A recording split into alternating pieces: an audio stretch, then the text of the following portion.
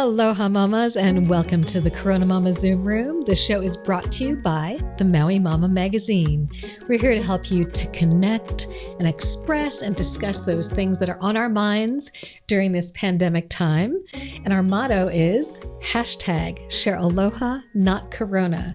I'm Angeline Chu Longshore, and this week's show is a hot topic. We've named it Creative Alternatives to School Due to COVID. But we're really going to give you helpful tips and insight to help your child, even if they're not in traditional school as usual, but particularly if you find your child has to do some distance learning at some point. We're also going to be sharing helpful information for parents who are maybe making a different choice of schooling due to the coronavirus situation.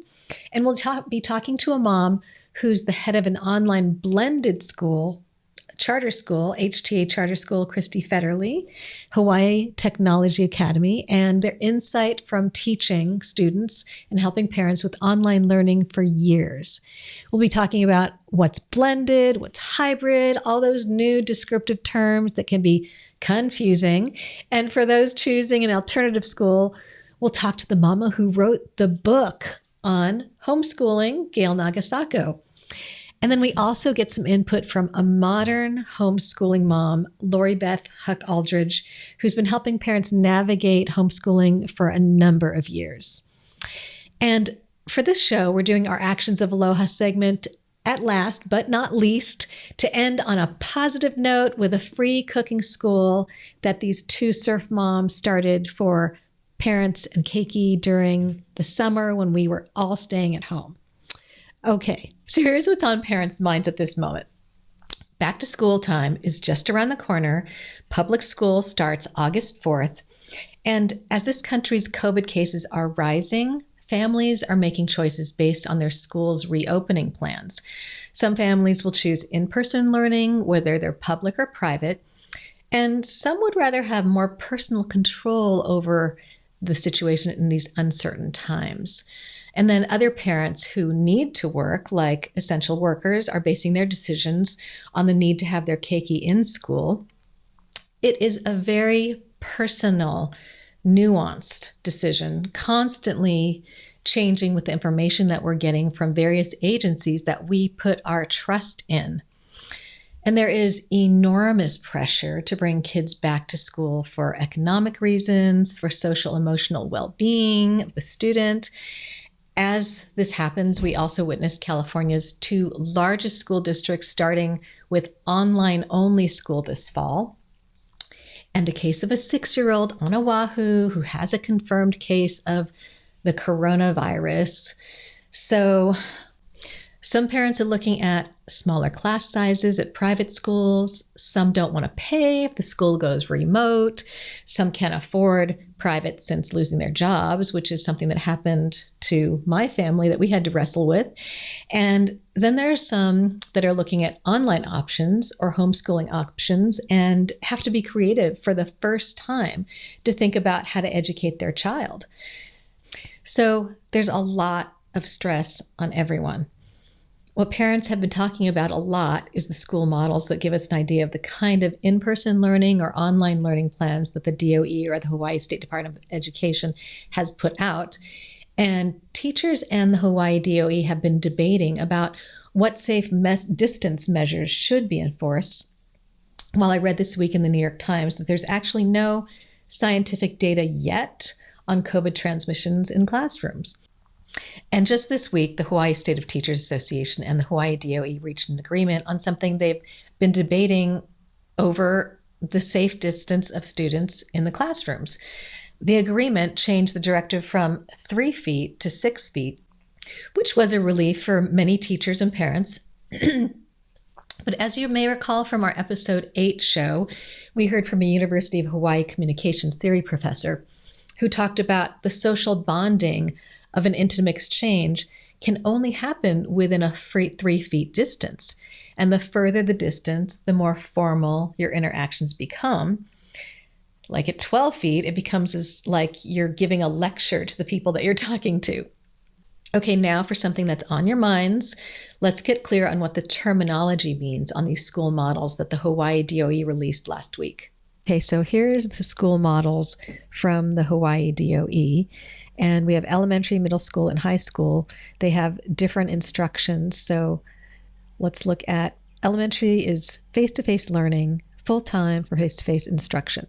Blended rotation, one group of students to be on campus with face-to-face, other group participates in distance learning. Then hybrid, face-to-face and blended rotation, where the lower elementary will have face-to-face instruction full-time, while the upper elementary will have a blended rotation.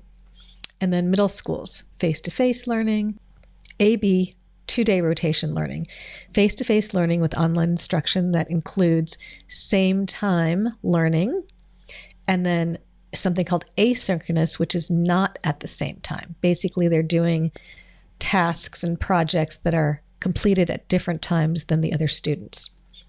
And the students will report to the school twice weekly.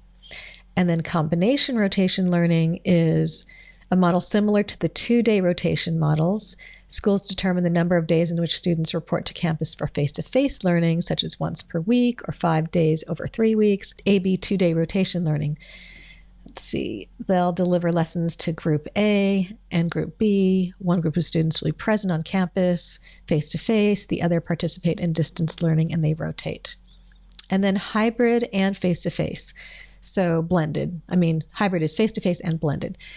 Blended learning will be groups of students to be present on campus face-to-face, while other groups participate in distance on a rotational basis. Now, there's some parents who may choose to have more control during this pandemic time of uncertainty and maybe come up with their own solutions. So if you're wondering what's being floated around, here's a few creative options from some parents that I know, and they told me they wanted to remain anonymous. One parent said, "I'm doing the Oak Meadow curriculum and supplementing with Singapore Math and Athena Academy." And that sounded like a very substantial combo curriculum to me. She had not homeschooled before, but she was wanting to. So she had already looked into options that interested her and fit her values of education. And here's an idea from a teacher friend of mine. She gathered with a small group of mom friends and said this: "We're using an online curriculum, Acellus, and supplementing with one we created that is more holistic and experiential, including community service, trade skills, on-site science, and project-based assessment. We also hired a tutor to challenge them beyond the online curriculum. We are a group of 4 moms supporting the plan and schedule." Wow. I was totally impressed with this creative and sort of forced makeshift plan, because I guess, as the saying goes, necessity is the mother of invention, right? So as we're here in this situation and time, and as many families are creating their own plans, we thought we'd reach out to some experts. The Hawaii Technology Academy has been successfully teaching students and their parents since 2006 with blended learning, both online and in person. And I've got the head of school, Kristie Fetterly, waiting to come into the Zoom room with us. So let's bring her in. Hi, Kristie. Welcome to the CoronaMama Zoom room. Hi, thank you for having me. So you're a mom, and you're also the head of the HTA, which is the Hawaii Technology Academy. So tell me a little bit about yourself and what moms would need to know about you to understand what you can tell us. Yeah, so I have 2 boys. I have a 14-year-old going into high school, and then I have a middle school boy. And so my life revolves around boy things. Both of my boys are going to be going to HTA this next school year. And so we've kind of been going through that transition of they're actually coming out of a regular DOE school, and we're going into a charter school. So I have my own fears about what that looks like moving into that role for myself. I've been a teacher actually on Maui for 12 years now. And so I've been familiar with the educational landscape here for a very long time. And I live in Kihei, so. Awesome.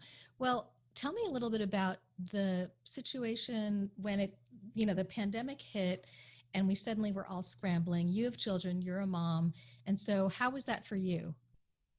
Yeah, it was, there's already that challenge of balancing everybody's schedule. And at first, it kind of happened right during spring break. And so we were like, okay, this is just going to be an extension of spring break. I guess we will figure it out.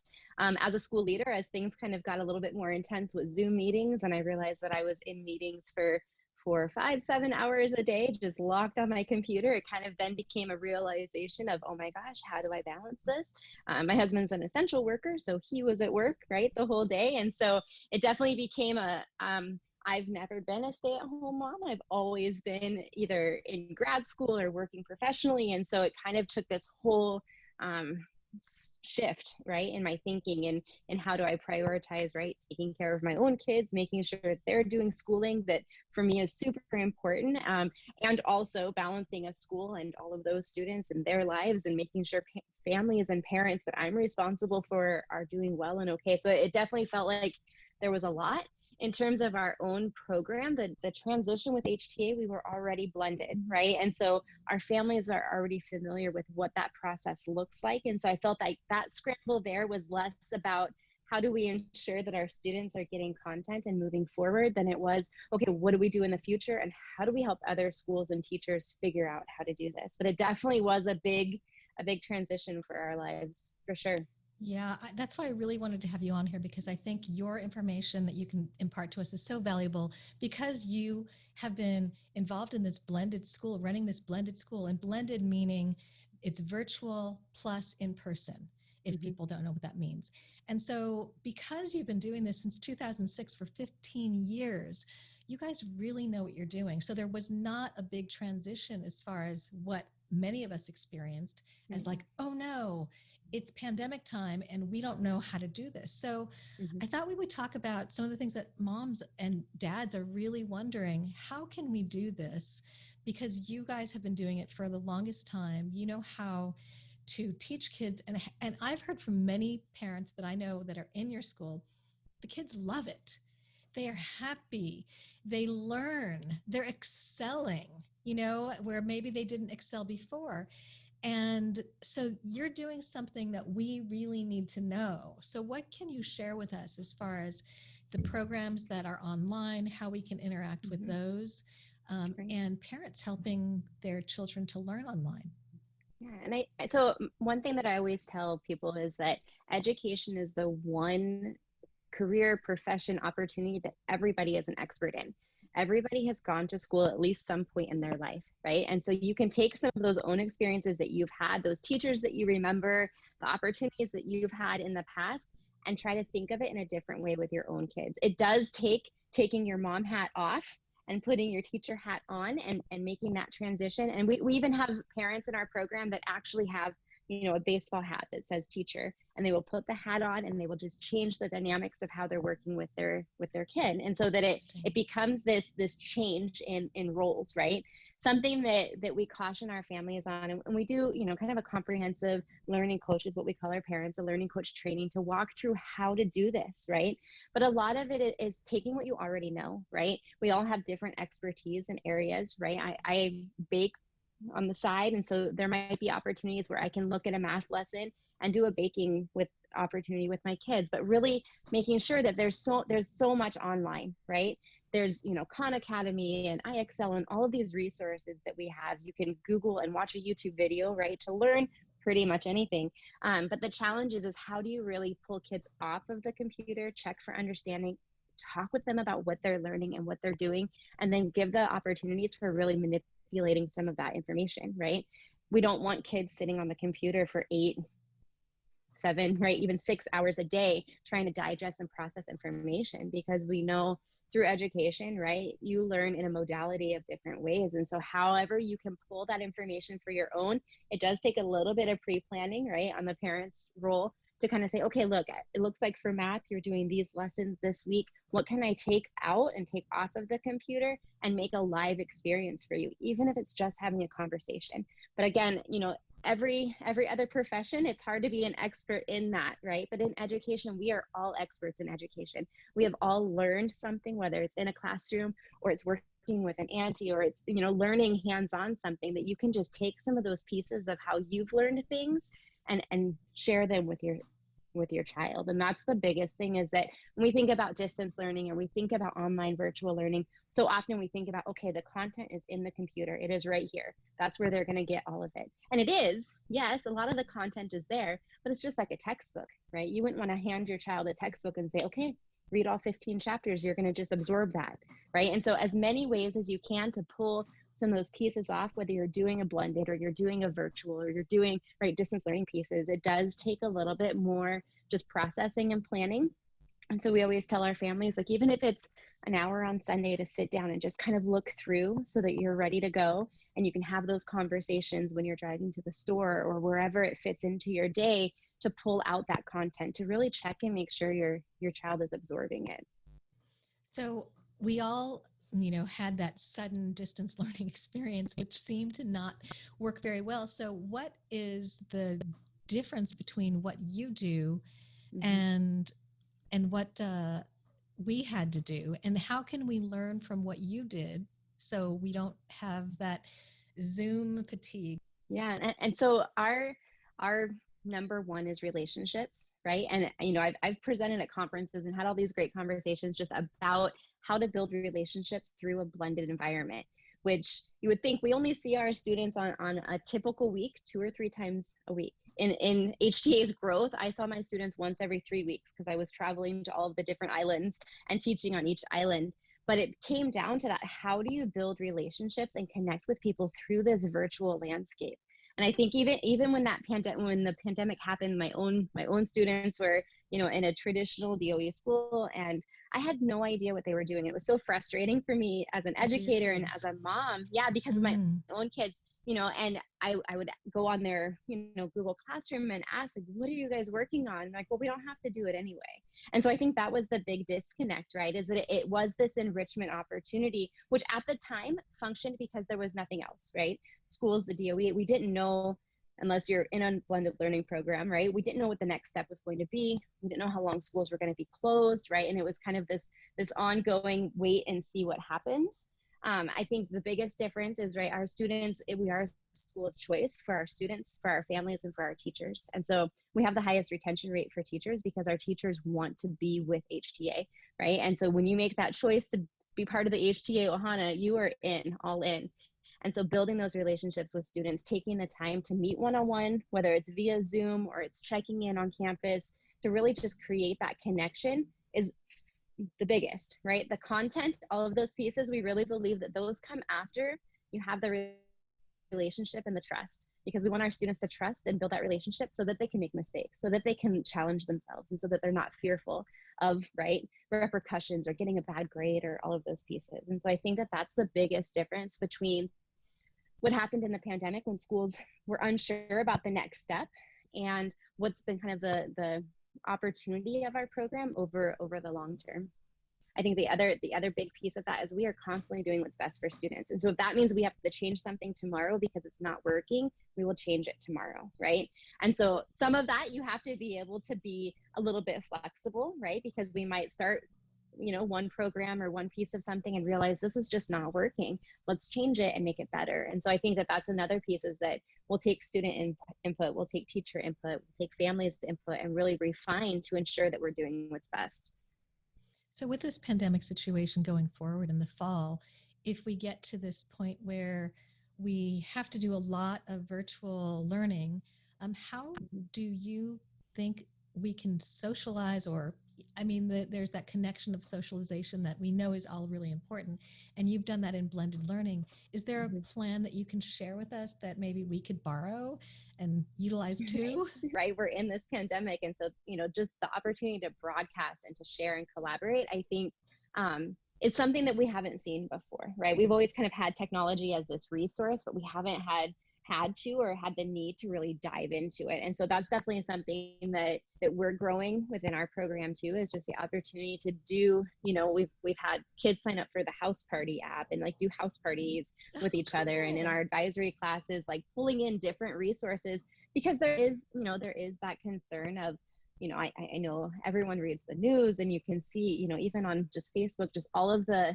other schools that are trying to open and having students in groups and things like that, that maybe might not be the next best step. We don't know, right? We're still working on what that plan looks like. But I think just the opportunity to be creative and innovative. And again, what works best for students. We tried to do like a middle school field day at the end of last year, and we had different Zoom rooms, and they each had a different theme, and the kids got to go in and participate in different activities and do different things. And so just being creative, I think, is important. I know you talked about it really being important to have accreditation. And so can you tell us a little bit about that when you choose a school? Yeah. And so something that I'd noticed, right, even just within the Maui Mommies group is, the fear, right, of sending our kids to a campus and not knowing what that looks like. And, I think as schools are opening up across the country, we can definitely see some of the repercussions to that, right? And so the understanding of wanting to pull your student out and do a homeschool program is definitely a relevant, right? Relevant concern. I think as a teacher and as an educator, I do have a couple, right, like red flags that pop up for me. My expertise has been in high school. And so one of the big things is if you have a high school student or even a middle school student moving into high school, and you're thinking about doing a homeschool peer program, just making sure that it's accredited, because we have definitely seen students who, the Department of Education has a list of just a few schools that they'll take credits from and count towards a high school diploma. And so if you have a student, let's say you do this whole year and you choose to do a homeschool program, and they're not earning the correct accredited credits, then they would actually have to restart the year if they were to go, back to their traditional school or even a charter school, 10th grade. And so then they would have to start over. And we've definitely seen that happen to students. And so my recommendation would be, all of the DOE schools are being required to offer a virtual opportunity. And so I would say go with that opportunity, especially if you're not sure about what program to use and you haven't done homeschooling before, because as a homeschooler, that all the curriculum, everything is on the parent to provide, right? If you're still connected with the school and you're choosing to do a virtual, which isn't the homeschool option, you're choosing to do a virtual option, a distance learning option with the school, they're then required to support and provide the curriculum. If you choose to do homeschool, you're still connected to that school. But once you say homeschool, then you're required, right, to provide the curriculum, to ensure that the courses are accredited, and there's minimal support, right, in that sense. And so, there are a few online programs that we often refer families to, like Penn and Foster and Keystone Academy, that are accredited schools that the DOE will take most of their credits. But I would highly recommend making sure you talk with your students, their current school, especially in high school, to make sure that the program does, right, add the credits, because you would hate to have your student repeat a whole year. But the fear is legitimate. I know Kihei Charter is the other charter school on island, and they're full. I think they're at max capacity with waiting list as well. We do have waiting lists, and our enrollment closes July 1st. However, in not this current school year, but the next school year, 21-22, we are expanding our facility to allow to hopefully meet some of the needs of the families on Maui too. We are a statewide charter school, so all of our campuses are actually at capacity this current coming school year. But I would just caution against jumping into pure homeschool without at least talking to the school counselor, to the register at the high school, and making sure that some of the credits, if it's a high school student, even middle school student, are aligned. And again, even in elementary, once you become homeschool, it is on the family, right? Unless you find an accredited or an elementary program, which is a little bit easier to find because you're not searching then for the credits, but there are opportunities out there. If we don't have people enrolled in public schools, then our public school system suffers. So could you just briefly talk about that? Yeah, so the funding is the big issue, right? And already within the state of Hawaii, we are looking at cuts, right, potentially to the education system, to, right, the service sector from the governor's side of things. And so even just looking at those cuts, as a school, we've already been told that the student allocations are going to be drastically less this incoming school year, because they're trying to balance and make sure that there's equitable funding for all programs. As a teacher, I definitely have teacher colleagues at other schools that have already been shared, that from their administration, that there's going to be cuts, right? Because if students leave, if large numbers of students choose to go homeschool, that student is no longer, right, enrolled in that school, and the funding for schools is per student, right? And so this whole nationwide, right, exit of public education it makes a drastic hit. And already within Hawaii, right, our education system has been, I would say, poorly funded over the past, and there's been consistent growth to try to even just raise teacher salaries to a substantial, livable wage. And so as families are making that decision, do understand that it does impact, right, the enrollment for the school, which impacts the positions that the school can offer, which in turn would then end up laying off teachers and, support staff and all those roles as well. Mm-hmm. As I was reading on the website, the UNESCO website, it says the world is changing and education has to change. Yeah, go ahead. I think it's an opportunity. I mean, as an educator and as an educator in an innovative school, and I've always been within innovative programs, education's needed to change, right? Like we've kind of had the same system since the 1800s in terms of the 5-day-a-week program, and the students go and they sit at the desk and this is what it looks like. And so it is an opportunity, right, for other schools to really start to identify. I mean, colleges and universities have been offering blended opportunities for students for, it's grown in popularity over the last 10 years. Students can take classes with Stanford. We have students who are taking classes with Harvard that are doing summer programs and things because that's been an opportunity. I think schools are just catching on. And so the opportunity for us to grow as a whole system of education, because of the pandemic, it kind of lit the fire, right? But I think that it's an opportunity. And so even with HTA, we've been doing and working with schools across the state on how to do blended learning. We've run teacher courses and everything over the summer just to help support everybody. Because again, we are one school, but we are one state, we're one nation, we're one world. And so it is everybody's job to ensure that our students are receiving an equitable education. And so, yes, we're one school, but we are trying to share our wealth of knowledge to everybody so that, other schools can start to pick up on some of these innovative practices that we've been doing. Yeah, I would say for sure, having been part of kind of this reopening of schools planning process, even through over the summer, we're inching our way, right? I know several of you have read about the Board of Education, right, kind of pushing back on the DOE's reopening of school plans. And ultimately, I know in talking with directors across the state and administrators and principals across the state, like our number one concern is our student and teacher safety, right? And making sure that schools are safe and making sure that we are, using all of the cleaning protocols and sanitizing down schools. I would say right now schools are probably the cleanest that they've ever been, which is exceptional. But I do want parents to take a deep breath and know that that is at the forefront of our minds as we're looking at reopening schools. And we also understand, and as a parent, this is also on my shoulder too, is we also have to work. And what does that look like? And what resources are available to families if they have to go back to work full time and students are virtual full time? And so all of these groups and all of the concerns are definitely on our plates, and we're working to balance what's best for everybody. And so we are all stepping through this with grace, right? And so I keep telling my own kids and myself every day, we're like, okay, we're at quarantine day 100 and something, but we're going to do our best today. And so I think that even if you're homeschooling and you're trying to figure out distance learning and virtual, take a deep breath, because our kids are resilient, right? They're going to come out of this and they're going to lead the future into amazing opportunities. And so take a deep breath, do the best that you can, but don't stress, right? Because our students and our kids, they are going to do well. And they are so smart already. And again, we're all experts. Everybody is an expert in teaching and learning about things. And so just take that expertise with you. So thank you so much for being here. Maybe we'll see you again, because there's so much changing in this, this whole landscape of what's going on here. So we might invite you back again. Thanks for being here. I appreciate it. Where are you zooming off to now? Are you going to zoom off to see your kids? Yeah, I think so. I've been working, so I think we're going to go bake something.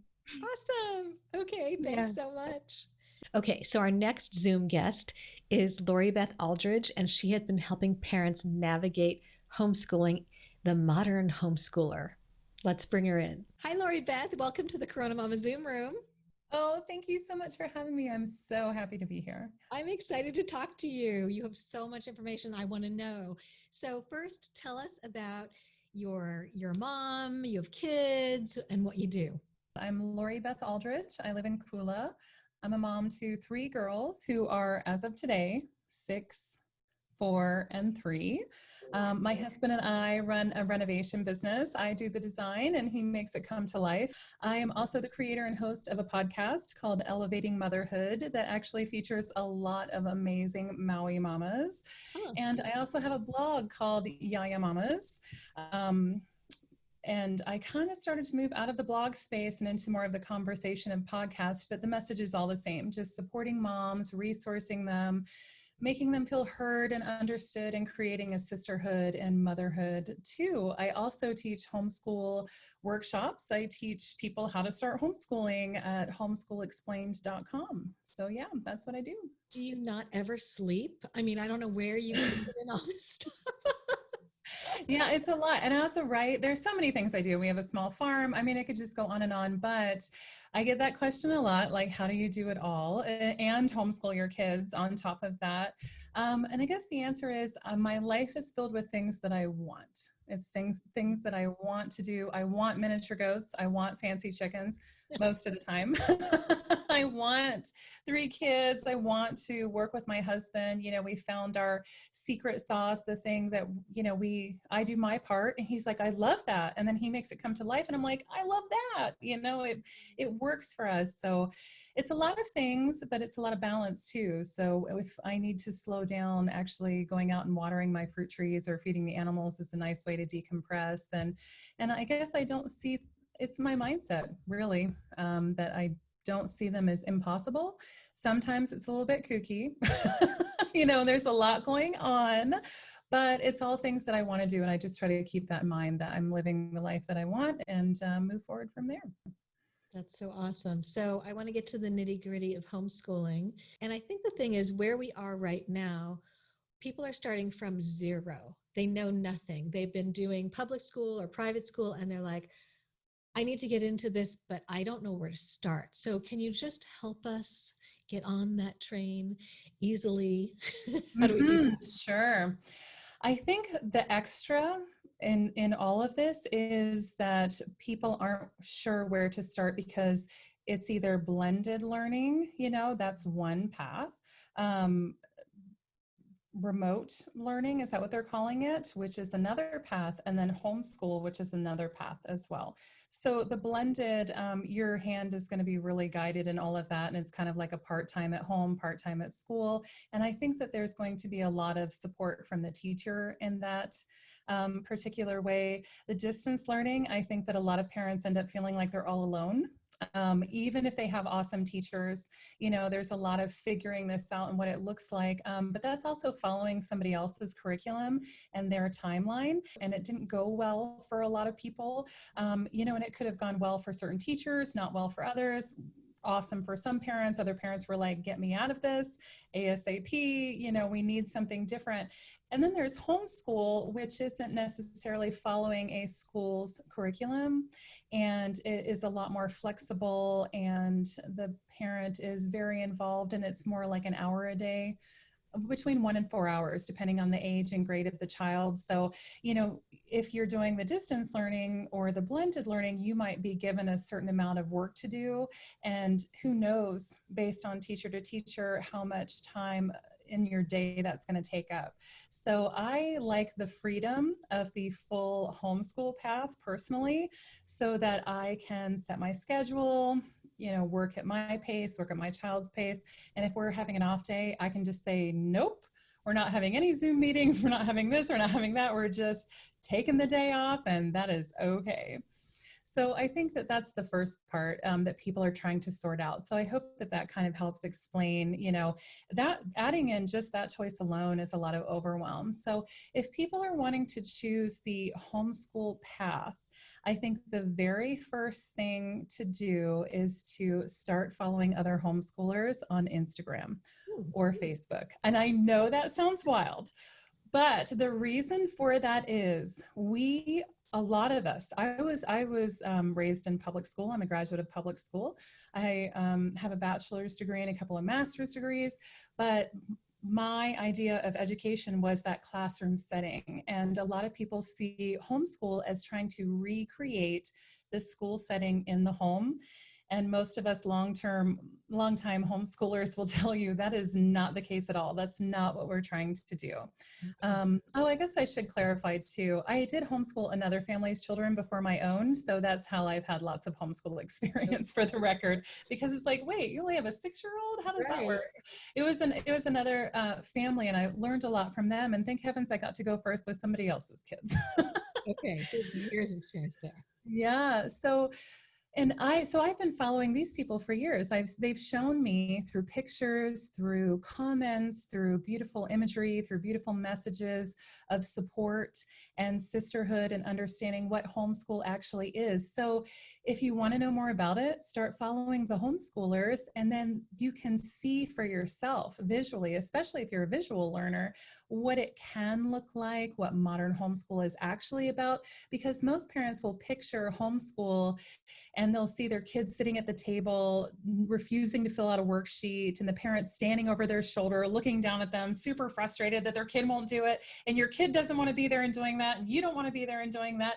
And that's not what homeschool is at all. That's not what it is. And it's more about connection. But if you don't have any reference point at all for what it looks like or could look like, it's really hard to get started, because you could be bogged down by the thousands of resources, thousands of curriculum to choose from.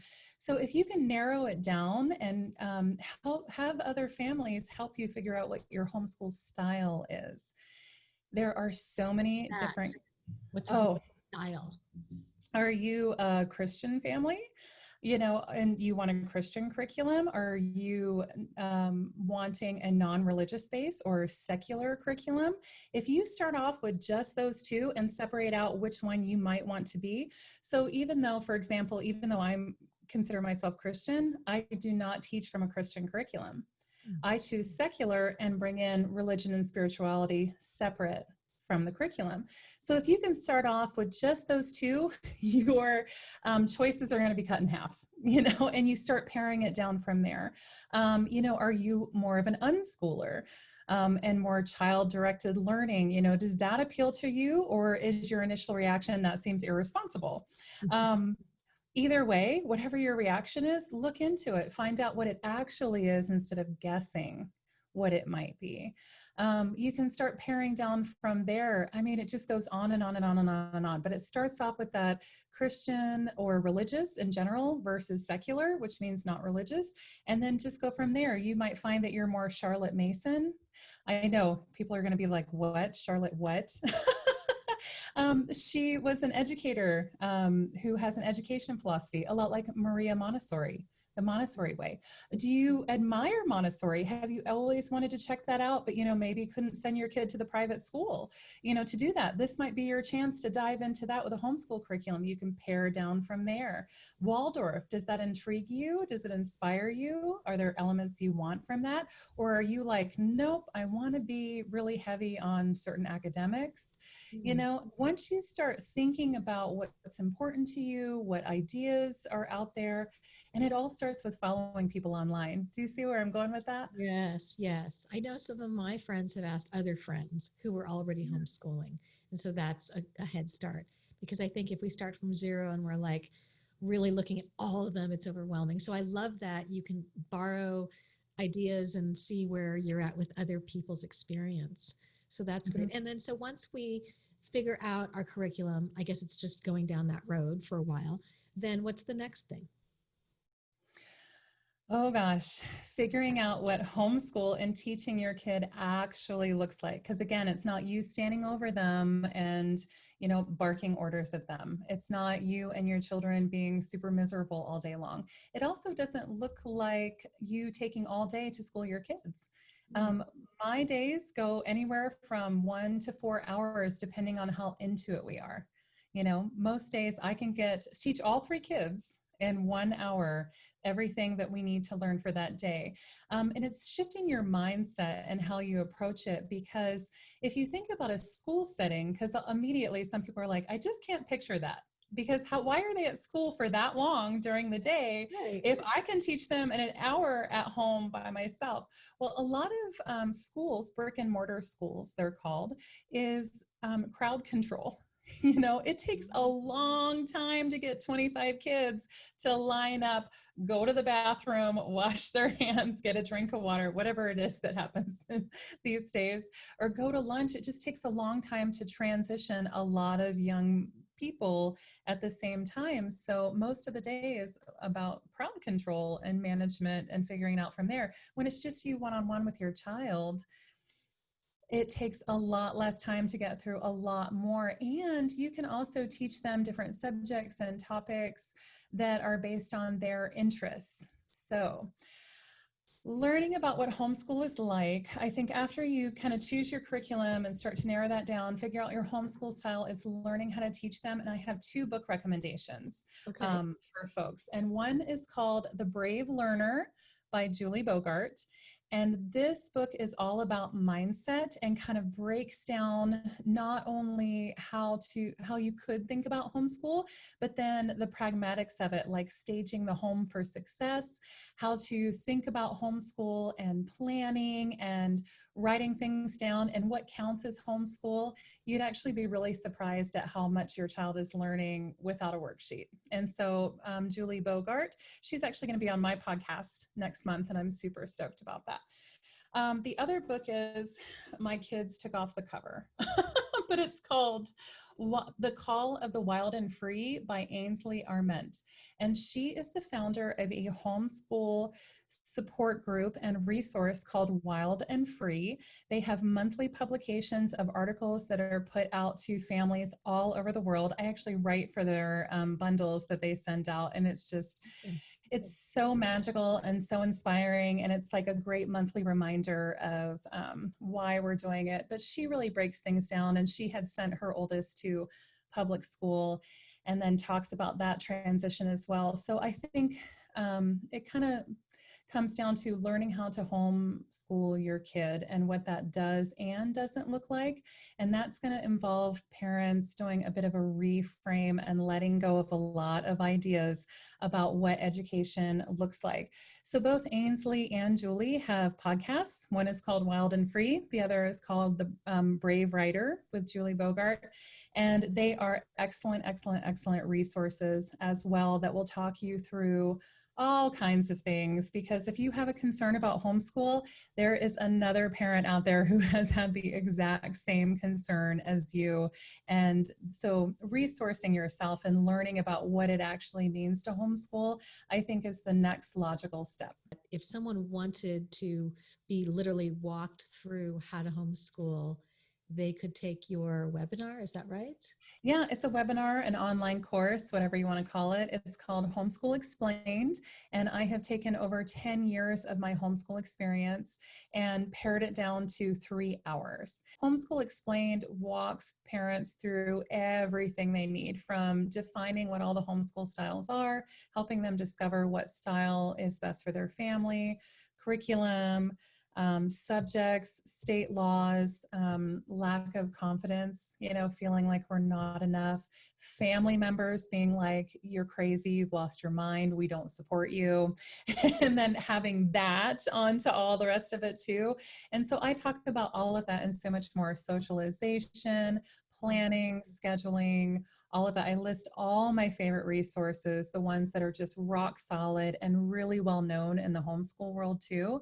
And then there's also a 27-page PDF that goes along with it too, that people can download, write all over. It's got all the resources listed, the books, the podcasts, all of it. And then next month on Elevating Motherhood, my podcast, I'm going to do 10 episodes about homeschool. I want to be that voice talking in people's ears and just encouraging them. And I want to introduce them to the homeschool greats, people like Julie Bogart, people like Pam Barnhill, people like Greta Eskridge, so that they know that they're out there and that they know that those are super solid resources that they can tap into on all levels, from the scrolling on Instagram level, which, you get a lot of ideas from that, all the way up to the books and the courses and the curricula that they offer as well too. That's so awesome. Thank you so much. This is just so wonderful that you're here. I'm so glad I connected with you. So I have to ask you, where are you zooming off to now? I'm actually going to go plant fruit trees. I'm going to change out of my dress, take off my earrings, and I have been putting that off. Yeah, I'm going to tap into my farmer part of me and just take a break, I think, with my kids. Really nice. And it counts as homeschool. We're going to do plant identification. Oh, how perfect. Yeah, incorporate life right into Exactly. your lessons. It's all together. Yeah. Totally. Well, thank you so much. We'll see you some other time. Maybe we'll have you on again. Oh, thank you so much. I appreciate you. Yeah. Lori Beth makes it seem so easy and so fun. So let's hear from another mom who's been homeschooling for decades. Let's bring Gail Nagasako into the Zoom room. Hi, Gail. Welcome to the CoronaMama Zoom room. Hi, thank you for having me. Thank you for being here. So I brought you in here because you wrote the book on homeschooling, why and how. And also real life parenting. And I thought maybe we could talk with you to help people navigate, how do you look for options? What creative situations are there out there? And what's good for your individual child? I have a 37-year-old son, and his first day of school, well, he went to a tour of school when he was 13 to see whether he liked it, and decided, nope, this is not for me. I don't want to spend all day doing that. And then he went to school when he was 16. So I homeschooled at a time when the first thing I'd be asked was, is that legal to homeschool? Because nobody was doing it. So little by little, we read things and connected with other parents via magazines and such to be able to have some confidence that we weren't ruining our child's life. So how can we navigate now with the situation at hand? And how did you go about it? And then what did you learn? And what can you impart to us as far as how do we do that? How do we figure out what our child needs and what's out there? There's as many answers to that as there are families, because every family has a different approach. Every family has a different background, what they came from, how much they worry about keeping up. My feeling is that the place to start is with trusting your child. That they'll show you what they need to learn. If you plan on your child staying with a standard curriculum, there are loads of them. My website, by the same name as my book, has a lot of different resources with curricula that a parent can get. And then there's also what they call umbrella schools, where the child will enroll in that school, and that it's accredited, and the school works with the Department of Education and with the principal and such. So you don't have any of the paperwork or any of the worrying about what the school's got to say about what you're doing, and you just tell those people what you're doing. And then they write up what you did in a way that fits the laws of your state. Of course, here in Hawaii, we've got great rules here in Hawaii. They're very relaxed about how you comply with the homeschooling laws. And then there's people who just let their kids run around in the woods all day. And even those kids, when they go back to school, do just fine, because when they do go back to school, they realize they've had a choice all along. And now they're in school generally because they want to, and they've worked it out with their parents. And now this is something different to learn about. Instead of the woods, they're learning about school. So there's an entire range, and each parent has to figure out what fits who they are and who their child is and what their child is asking for. So you're saying we don't have to worry about what they're calling the COVID slide. The COVID slide being fallen back in our academic, levels because of this COVID time. And so that you can just relax about it. I think that's something that really parents need to know, is that you can relax and not worry so much. Totally. The thing to realize is in school, they have to keep kids busy all day. And so they have this curriculum that's 30 kids or maybe 20, and a private school maybe less. And they all have to be on the same page all the time, or it's just chaos. And at the end of the day, you know, all of you know as well as I do, that we forgot almost everything we learned in school. What we remember is what was useful. Mm-hmm. So let's just start with what's useful. And by the time your child goes back to school, maybe your class was studying imports of Paraguay and your child missed that. But now they're studying Rome. So, yeah, but I had not heard that term COVID slide, but keeping up has always been an issue in homeschooling, and knowing, you know, what if my child goes back to school? Are they just going to look dumb and look like misfits and all that sort of thing? Mm-hmm.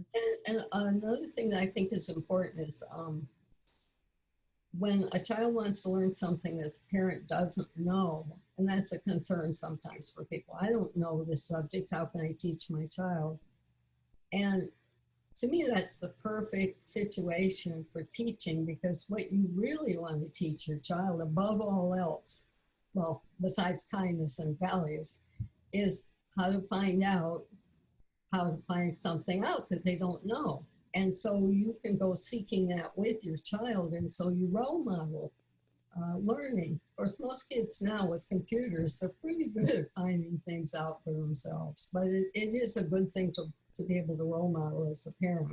You know, now with the computer, the whole rethinking education you were talking about, we don't have to fill our minds full of facts, because they're right there on our phones or with our Alexa in our living room. Hey, Alexa, what's this? Or what's the definition of that? You're reading your Kindle and you just click to get the definition of the word.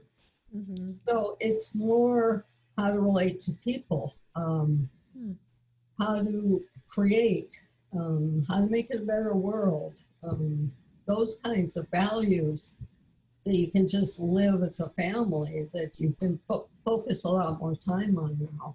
If you're going to be homeschooling in the way that you said, relating these lessons to, say, everyday things that you're doing, driving or boogie boarding or skateboarding, that the parent would need to be quite involved, and also a creative mind. I mean, to really take life lessons and say, okay, there's this curriculum that I see that they maybe need to do based on whatever they need to keep up with, and then say, how can I take that and put that in the real world? So we go do that, which for some parents may be challenging, because it's not a book that's saying, go do this lesson now, take them here, right, go find shells and put them in a certain diorama, you know, like that. And so does it take a certain kind of person, a parent, who can homeschool their child? Well, doing it that way, it does take a creative person to do it with no curriculum, no worksheets, none of that. And there's hardly any parents who ever do it really totally that way. I use worksheets too, like, you know, I'm busy, I'm here, do this worksheet, you know, and or do this, or we did a lot of crafts was what we did. So, you know, he's very, I think that brought out a lot of creativity. He's a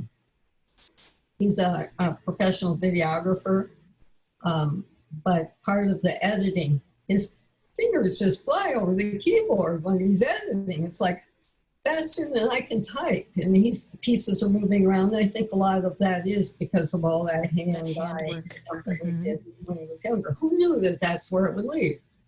You know, you never know. You just see this child's interested in this, so you do it, and the next thing you know, they've built themselves a career.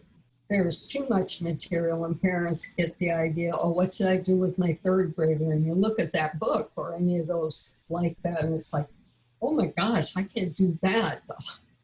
My kid will just be a total failure. And none of that's necessary to do that kind of detail with your child. It's like life. Sometimes you just got to put one foot in front of the other. I'm sure people have asked you about addressing the fears that some parents have about homeschooling. What are some of those fears, and what do you tell people about answering those questions? Well, I think the main fear is keeping up, which we kind of already covered, and socialization. And that's a problem right now for all the kids. If I were doing it today, because when we did it, we had we did twice a week field trips. The kids had play dates all day long while the other kids went to school. And then they played with the school kids when the school kids were out. And in the summer, we wouldn't see our kids. You know, we were so glad when the other kids went back to school so that we could have some time with our kids. And the homeschoolers could get back together, where now it's a real challenge. So I think if I were going to be doing it now, I would create a bubble of, I don't know how many families, you know, a certain number of families with kids that, you know, liked each other, and really make some kind of a pact to be, we're going to be totally safe. We're always going to wear a mask. We're always going to social distance.